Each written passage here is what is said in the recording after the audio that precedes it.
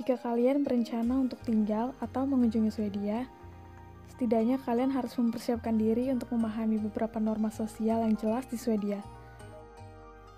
Maka dari itu, di video ini kita bakalan kasih 5 hal mendasar lainnya yang harus kalian ketahui jika ingin tinggal atau mengunjungi Swedia. Mari kita simak video berikut ini.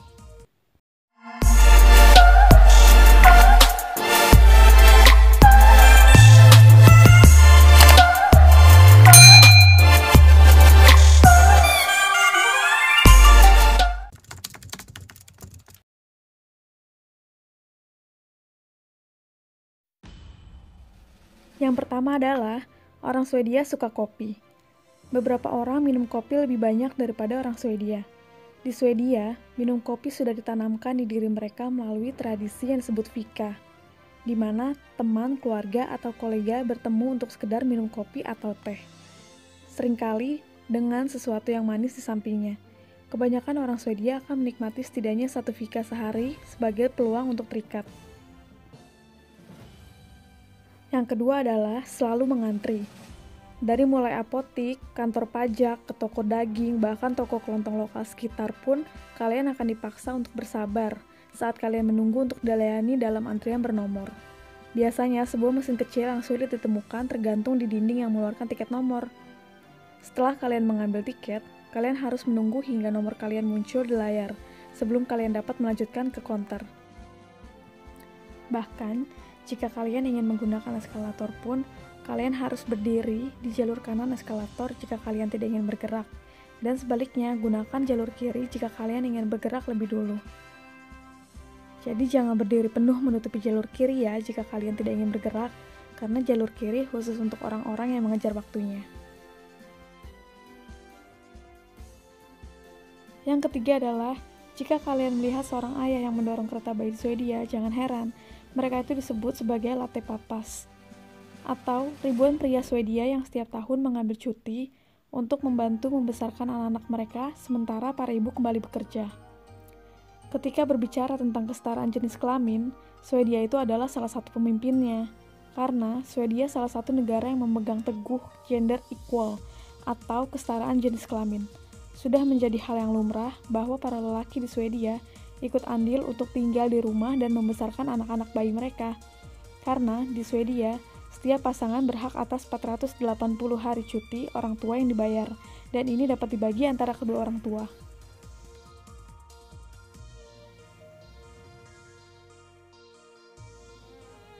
Yang keempat adalah minum air langsung dari keran. Minum langsung dari keran adalah normal di Swedia, karena airnya bersih dan segar sehingga kalian dapat menghemat uang dan menjaga lingkungan dengan tidak membeli air kemasan. Jadi nggak perlu khawatir harus beli air mineral setiap saat ya, seperti di Indonesia. Yang terakhir adalah mendaur ulang sampah. Alih-alih membakar batu bara atau gas, pembangkit listrik yang dihasilkan di sini adalah dari membakar sampah. Swedia terkenal karena mengurangi sampah yang dikirim ke tempat pembuangan sampah. Dan sebagai hasil dari revolusi daur ulang, yang mencengangkan adalah Swedia hampir mencapai tingkat nol limbah dan mengimpor setidaknya 2 juta ton sampah dari negara-negara Eropa lainnya. Dan menurut Avfallsverige, atau Asosiasi Pengelolaan dan Daur Ulang Sampah Swedia, kurang dari 1% limbah rumah tangga di negara Skandinavia ini menemukan jalan ke tempat pembuangan sampah. Nah, ini salah satu contoh sampah-sampah rumah tangga yang kita punya di dalam rumah kita, dan yang udah kita daur ulang. Jadi, antara plastik, kertas, sampah makanan, sampai metal pun kita pisah semuanya sebelum kita buang ke tempat pembuangan sampah.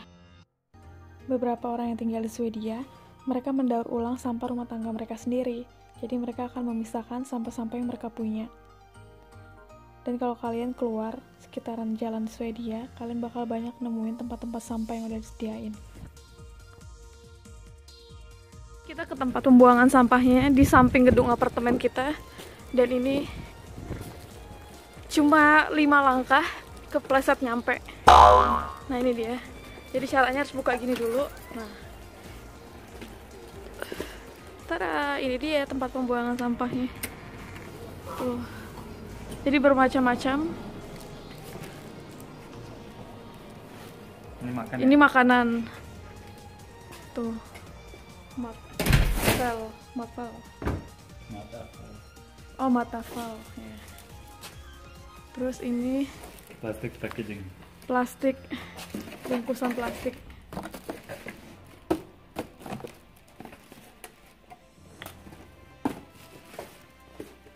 Tuh, plastik packaging. Jadi bungkusan-bungkusan plastik dari makanan kayak gitulah. Yang modelnya kayak gini-gini nih dibuang ke sini jadi plastiknya. Ini stick. Ini plastik juga ya? Ya, but burnable. Ini. That's why ini mostly bags. Goes here.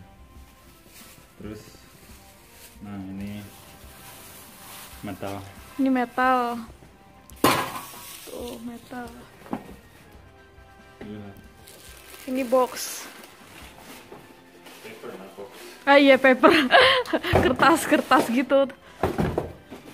Kayak semacam dari dus-dus. Ini Terus problem, box it has apa? plastik kan itu.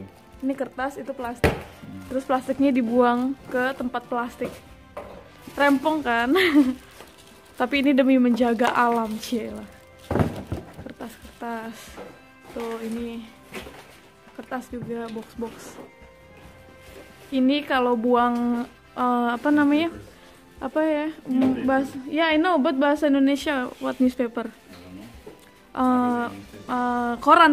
Nah, koran, majalah gitu di sini. Terus ini apa, Cinta? Oh, botol ya. Ini buat botol yang bling-bling gitu. Tuh, kayak bekas minuman alkohol. Itulah. Ini udah color. Oh, ini yang bening. Jadi ini botol yang bening. Kalau ini yang berwarna gitu. Tuh, dipisah tuh. Ini kabel-kabel elektronik di sini. Tuh, namanya begitulah dia bilang. Elafal. Jadi kayak gini nih, gengs. Bentukannya kira-kira kayak gini. Tempat pembuangan sampah di Swedia. Dan ini buat buang lampu. Jadi kalau ada lampu yang udah rusak, kalian buangnya ke sini. Terus ini kalau lampu juga sama. Tuh kayak gini lampu. Terus ini buat buang baterai yang udah rusak atau nggak kepake. Tuh begini.